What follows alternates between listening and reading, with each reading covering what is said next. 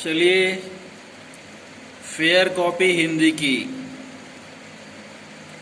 निकालेंगे और दूसरा गद्यांश 2.2 गद्यार्थों का इसे लिखना है। ठीक है।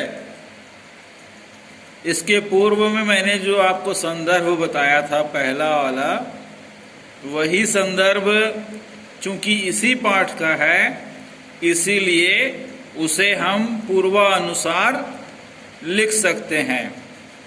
ठीक है। संदर्भ वही रहेगा, प्रसंग बदलता रहता है। ठीक है। तो आज का यह गद्यांश कहाँ से शुरू हो रहा है?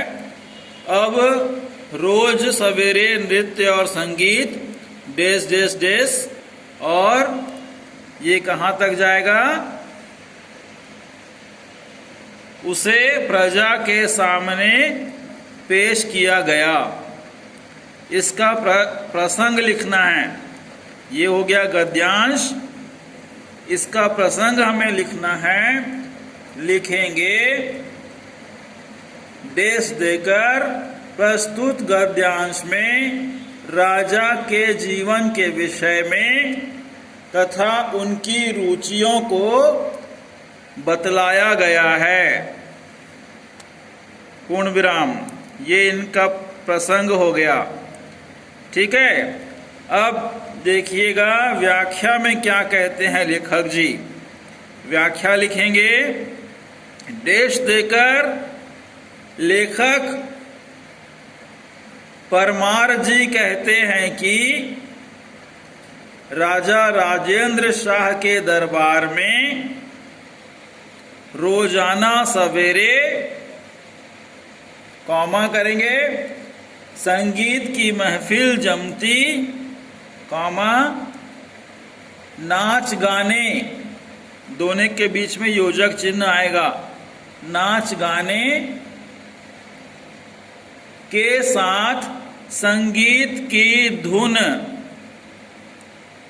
कॉमा करेंगे राजा को मंत्र मुग्ध कर देती थी, पूर्ण विराम। राजा को बड़ा आनंद मिलता था। वे खूब प्रसन्न होते थे, पूर्ण विराम।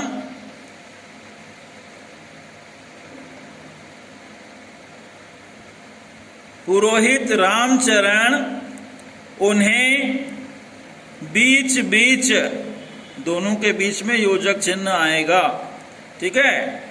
बीच बीच में टोकता, कॉमा रोकता और प्रजा की ओर उनका ध्यान आकर्षित करने का प्रयास करता था।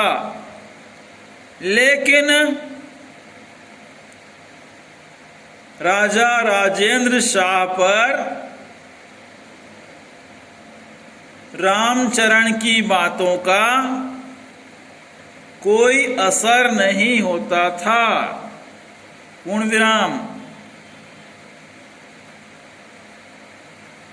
वह रामचरण पर अक्सर चिढ़ जाता था, पूर्ण विराम।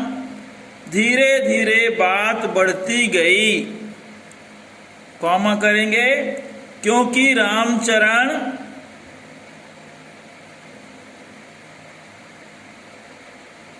बार बार नैतिक सुझाव देता था, कॉमा परंतु राजा राजेंद्र शाह इस पर बिल्कुल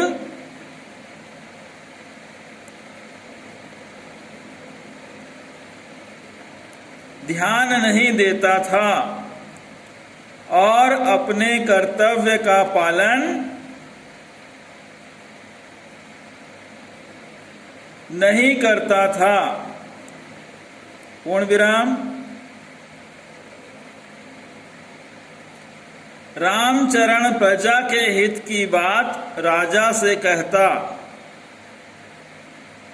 और अपने कर्तव्य का पालन करता था। पूर्ण विराम। राजा राजेंद्र शाह विलासी और संगीत की महफिल में ही खोया रहता था और प्रजा पर ध्यान नहीं देता था। ठीक है। पूर्ण विराम। एक दिन रामचरण पर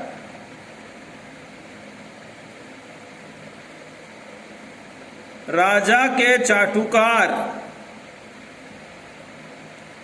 ने आरोप लगा दिया कि वह प्रजा को रोजाना भड़काता रहता है। इस आरोप में रामचरण को राजा के सामने पेश किया गया। पूर्ण विराम। राजा ने अपने सैनिकों को आदेश दिया कि रामचरण को राज दरबार में बिना देर किए, ब्रैकेट में लिखेंगे अविलंब, ब्रैकेट बंद, ठीक है, प्रस्तुत किया जाए। पूर्ण विराम। यह आपका जो गद्यांश है, ये गद्यांश क्रमांक 2 यहाँ पर पूर्ण होता है। ठीक है। अब तीसरा गद्यांश लिखेंगे, वो शुरू होता है आपका ये वाला पैराग्राफ से। देख लीजिए, एक धुंध भरी सुबह डैश डैश डैश, और अंतिम में देश के प्रति गद्दारी न की हो। ये आपका 2.2 का तीसरा गद्यांश होगा। ठीक है। इसे आप लिख लिए रहेंगे। हम आपको अगले दिन संदर्भ, प्रसंग और व्याख्या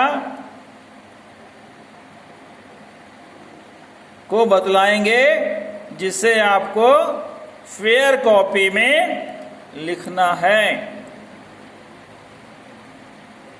ठीक है।